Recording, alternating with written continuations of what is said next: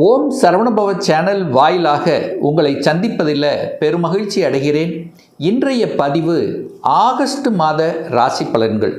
முதலில் இந்த ஆகஸ்ட் மாதத்தினுடைய கிரக நிலைகளை பார்க்கலாம். அப்படி பார்க்கும் பொழுது ஆகஸ்ட் மாதம் 2ஆம் தேதி ரிஷபத்தில் இருக்கக்கூடிய செவ்வாய் பகவான் மிதுன மனைக்கு பெயர்ச்சியாகிறார்.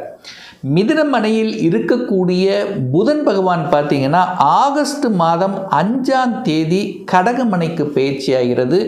மீண்டும் ஆகஸ்ட் மாதம் 22ஆம் தேதி புதன் பகவான் சிம்ம மனைக்கு பயிற்சியாகிறது. இந்த குரு பகவானும் சூரியனும் பார்த்தீங்கன்னா ஆகஸ்ட் மாதம் 16ஆம் தேதி வரை இணைவு பெற்று கடகத்தில் உட்கார்ந்துருக்கு. அதன் பிறகு சூரிய பகவான் சிம்மத்துக்கு பயிற்சியாகிறது ஆகஸ்ட் மாதம் 17ஆம் தேதி. சுக்கிர பகவான் கன்னியில் வீட்டிருக்க, கேது பகவான் சிம்மத்திலும் ராகு பகவான் கும்பத்தில் அமர்ந்திருக்க, சனி பகவான் வக்ரம் பெற்று மீனமனையில் இருக்குது. ஸோ இதுதான் இந்த மாதத்தினுடைய கிரகமைப்பு.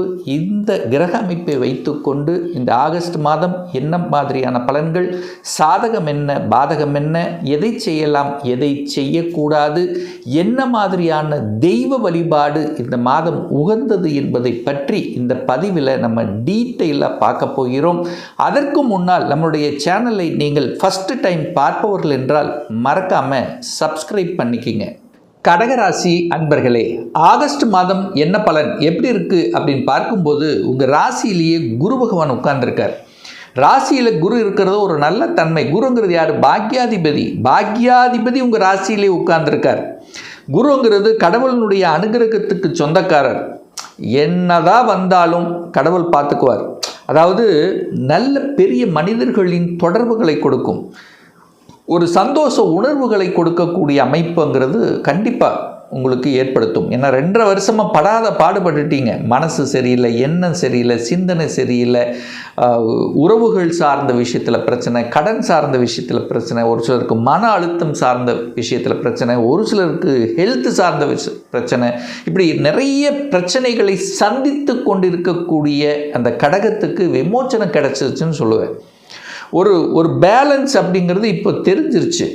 இது வரைக்கும் ஒரு பார்த்தே தெரியாதவர்களுக்கெல்லாம் இப்போ ஒரு வழி, இப்படித்தான் போகணும் அப்படிங்கிற அந்த வழி உங்களுக்கு புலப்பட்டு விட்டதுன்னு சொல்லுவேன். சூரியன் வேற உங்கள் ராசியில் இருக்கார். தன்னம்பிக்கை கிடைக்கும், எதையும் சாதிக்கலாம், பார்த்துக்கலாம் அப்படிங்கிற அந்த தைரியம், வீரியம் கண்டிப்பாக ஏற்படுத்தும் கடகத்துக்குன்னு சொல்லுவேன். அப்போ குரு சூரியன் 2 கிரகங்கள் இணைந்து உங்கள் ராசியில் இருப்பது ஒரு அற்புதமான ஒரு பலனை தரும். சாதிக்கக்கூடிய மனப்பாங்கை உருவாக்கும், சுறுசுறுப்புடன் செயல்படக்கூடிய தன்மைகள் இருக்கும். அந்த மந்த தன்மை டல்லாக இருந்து அந்த நெகட்டிவ் தாட்ஸ் நிறைய வந்தது பாருங்க, அதெல்லாம் இப்போ விலகிருச்சுன்னு சொல்லுவேன். இந்த 2ஆம் அதிபதியாக இருக்கக்கூடிய சூரியன் ராசியில் அமர்ந்திருக்கார். இந்த 17ஆம் தேதி 2ஆம் இடத்துக்கே வர்றார். அப்போது 2ஆம் அதிபதியாக சூரியன் ஆட்சி பலத்தோடு இருக்குது. அப்போ அதிகாரம் கிடைக்க போகுதுன்னு அர்த்தம். உங்கள் பேச்சு சூரியனை போல ஸ்ட்ரைட்டாக இருக்க போகிறீங்க. தலை குனிய மாட்டீங்க, தலை நிமிரக்கூடிய அந்த தன்மைங்கிறது உண்டு. சூரியன் எப்படி உலகத்தையே சுற்றி வருகிறதோ அதே போல் சுற்றி வரணும் அப்படிங்கிற அந்த எண்ணங்கள் இருக்கும். பொதுநல தன்மைங்கிறது இந்த கடகத்துக்கு இயல்பாகவே இருக்கும். ஏன்னா சந்திரனுடைய குணத்தை கொண்டவர்கள் அல்லவா, தாயன்பு கொண்டவர்கள். எதையும், அதாவது ஒரு தாய் எப்படி ஒரு எதையும் பார்த்துக்கலாம் அப்படிங்கிற அந்த உணர்வு இருக்கிறதோ அந்த மாதிரி இருப்பீங்க. பொதுநலத்தில் ஈடுபாடு அதிகமாக இருக்கும். தனக்கு ஏதாவது ஒரு கஷ்டம் இருந்தாலும் தன்னுடைய குடும்பத்து, தன்னுடைய உறவுகளுக்கும் அதில் ஒரு கஷ்டம் வராமல் பார்த்துக்கணுங்கிறதுல ஒரு எண்ணம் அதிகமாகவே இருக்கும். 2ஆம் இடத்துல கேது இருக்குது, ஞானத்தை கொடுப்பார். நிறைய பேர்த்துக்கு பார்த்தீங்கன்னா அந்த பேச்சில் ஞான உணர்வுங்கிறது இருக்கும். இது செய்தால் தப்பு, இது செய்தால் ரைட் அப்படிங்கிறது இயல்பாகவே இருக்கும். நீங்கள் சொன்னது பலிக்கும், இது நடந்துரும்னா அது நடக்கும், மனசு வச்சிட்டிங்கன்னா அது நடக்கும். 3ஆம் இடத்தில் சுக்கிரன் வந்திருக்கார். லாபாதிபதி முயற்சி ஸ்தானத்தில் உட்கார்ந்தார். உங்கள் முயற்சியால் லாபம் உண்டு. நீங்கள் எதை செய்தாலும் முயற்சி எடுத்தீங்கன்னா வெற்றி உண்டு, அவ்வளோதான். ஆனால் அதே சமயத்தில் 3ஆம் அதிபதி 12ல் போய் மறைஞ்சிருக்கார். அப்போ யாருக்காவது ஜாமீன் கையெழுத்து போடலாமா கடகராசி என்பவர்கள்? கண்டிப்பாக போடக்கூடாது. ஸோ இதை மைண்டில் வச்சுக்குங்க. ஒரு ஜாமீன் கையெழுத்து போடுவது, புதன் போய் 12 மறைஞ்சிருக்கிறதுனால எழுத்து, டாக்குமெண்ட், இந்த விஷயத்தில் கவனத்தோடு செயல்படணும். தகவல் தொடர்புத்துறை, கம்யூனிகேஷன் என்ன வருதோ அதெல்லாம் கரெக்டாக பார்க்கணும் அப்படிங்கிறதையும் ஞாபகத்தில் வைத்துக் கொள்ளுங்கள் இந்த கடகராசி அன்பர்கள். 5ஆம் அதிபதி 12ல் போய் மறைஞ்சிருக்கார். அப்போ குழந்தை நினைச்சு ஒரு வருத்தம் உங்கள் மனசில் இருக்கும். ஆனால் குழந்தை காரக கிரகம் 5ஆம் இடத்தை பார்க்குது, உச்சமாக இருந்து பார்க்கிறார்.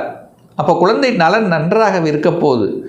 ஆனால் என்ன, குழந்தை நினச்சி அவங்களுக்காகவே கொஞ்சம் ஓட வேண்டிய இது கிடைக்குமா?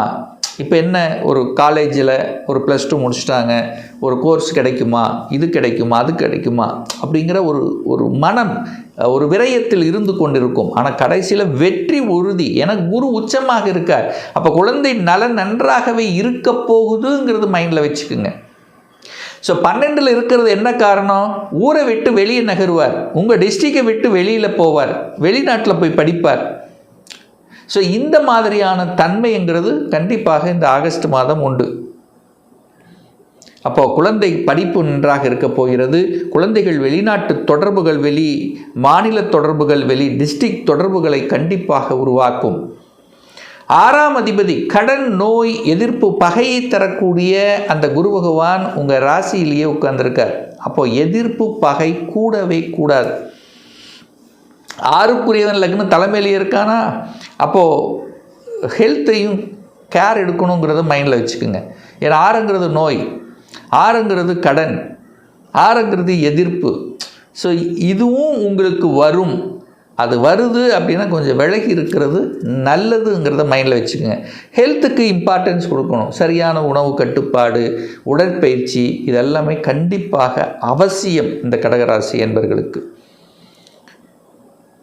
சார், திருமணம் சார்ந்த சுப காரியங்கள் இந்த 2.5 வருஷமாக பார்த்தீங்கன்னா ஏதோ ஒரு வகையில் மன அழுத்தம், மனக்குறைபாடு, செட் ஆகிற மாதிரி இருந்தது, செட் ஆகலை, அல்லது ஏற்கனவே திருமணம் ஆகியிருந்தது, பட்டு கணவன் ஒரு சைடில், மனைவி ஒரு சைடில், எப்படியாவது ஒரு குடும்பத்தில் ஏதாவது ஒரு சின்ன ஒரு தொந்தரவு இருந்து கொண்டு இருக்கக்கூடிய கடகத்துக்கு இப்போ அதெல்லாம் விமோச்சனம் ஆகிவிட்டது. ஒரு செட்டில் ஆகிட்டீங்க.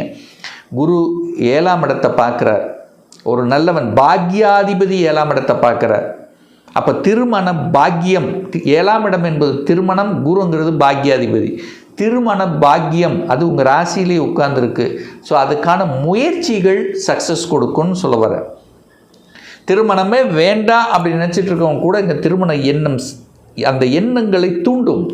திருமணம் செய்து கொள்ளலாம் என்கின்ற உணர்வுகள், தடைபட்டு கொண்டிருந்த அந்த திருமண விஷயங்கள் இப்போ சக்ஸஸ் முடியக்கூடிய தன்மைகள் நெருங்கி வந்துருச்சு கடகராசி அன்பர்களுக்கு. இப்போது அந்த திருமணம் முயற்சிகள், அதுக்கான ப்ராசஸ், இதெல்லாமே தங்கு தடையில்லாமல் நடக்கக்கூடிய அமைப்பு கடகத்துக்கு உண்டு. ஏன்னா 7ஆம் அதிபதியாக இருக்கக்கூடிய சனி பகவானையும் அந்த குரு பார்க்குறார், 7ஆம் இடத்தையும் பார்க்குறார். அல்லது ஏற்கனவே திருமணமாகி டிவோர்ஸ் ஆகிவிட்டது, 2ஆம் திருமணம் செய்யக்கூடிய அமைப்புகளும் சந்தர்ப்பங்களும் இந்த காலகட்டத்தில் உருவாக்கும். அப்போ பொதுவாக ஒரு சுப விஷயங்கள் செய்வதற்கு இந்த ஆகஸ்ட் மாதம், அதாவது பிற்பகுதி உங்களுக்கு சாதகமாகவே இருக்கிறது.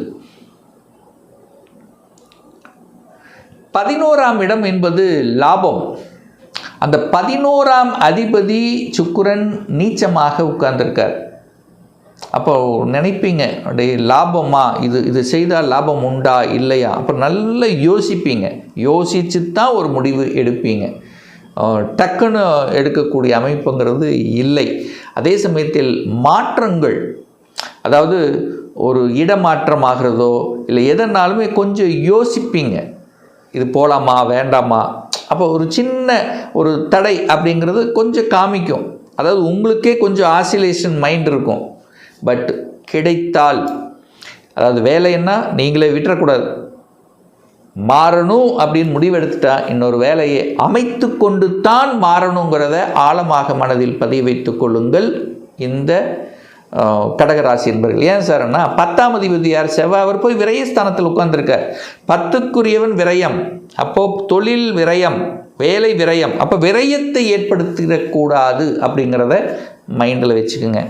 அதே சமயத்தில் வெளியூர், வெளி மாநிலம், அந்நிய தேசம் இதெல்லாமே நல்லபடியாக இருக்கக்கூடிய அமைப்பு டிராவலை ஏற்படுத்தும்.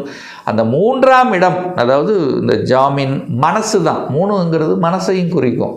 மனசு மட்டும் பாசிட்டிவ் உணர்வை வலுப்படுத்தி கொள்ள வேண்டும்.